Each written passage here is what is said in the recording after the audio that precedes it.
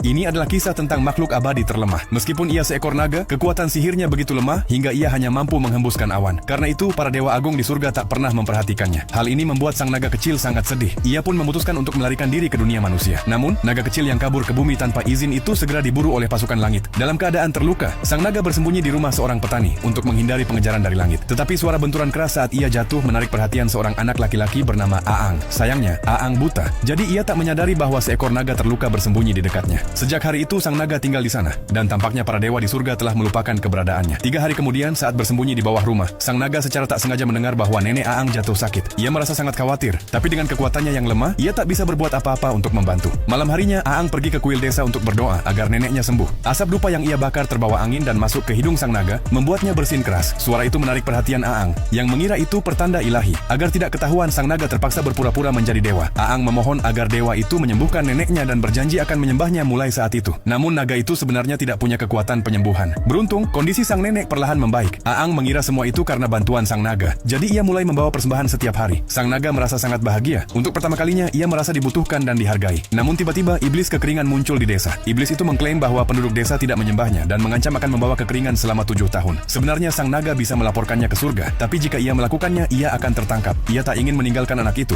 Jadi ia mulai memikirkan sebuah rencana. 5 menit kemudian, ia menyadari sesuatu. Serangan dewa petir dapat melemahkan kekuatan para dewa lain, dan darah dari dewa yang tersambar petir juga memiliki efek penghalang sihir. Maka sang naga dengan sengaja menampakkan diri, memancing dewa petir untuk menyerangnya. Namun tanpa sengaja ia juga menyeret Peri Persik ke dalam situasi itu. Meski Peri Persik merasakan sakit yang luar biasa, ia memutuskan untuk menyembuhkan sang naga terlebih dahulu. Naga itu khawatir rencananya akan gagal, jadi ia mengaku semuanya kepada sang peri. Tetapi Peri Persik memutuskan untuk mengambil alih situasi. Ia lalu memerintahkan seseorang untuk menangkap iblis kekeringan itu. Saat pergi bersama iblis yang tertangkap, Tuan Muda Lu berkata kepada sang naga bahwa berkat darahnya, mereka bisa dengan mudah mengalahkan iblis tersebut. Naga itu merasa sangat gembira. Ia kembali merasa dibutuhkan. Hal itu juga mengingatkannya akan tugasnya sebagai makhluk abadi. Setelah menatap Aang untuk terakhir kalinya, sang naga memutuskan untuk mengikuti Dewa Petir kembali ke surga. Namun saat Dewa Petir hendak pergi bersamanya, Peri Persik menghentikan mereka. Ia mengingatkan Dewa Petir agar lebih memperhatikan bawahannya yang lemah. Namun Dewa Petir hanya tersenyum dan berkata bahwa tanpa seizinnya, sang naga tak akan pernah bisa melarikan diri. Jika ia tak menahan diri, naga itu sudah lama mati tersambar petirnya. Lalu dalam sekejap cahaya, Dewa Petir lenyap bersama sang naga. Barulah Peri Persik menyadari bahwa selama ini Dewa Petir sebenarnya sedang membimbing sang naga untuk tumbuh dan menjadi lebih kuat dengan caranya sendiri.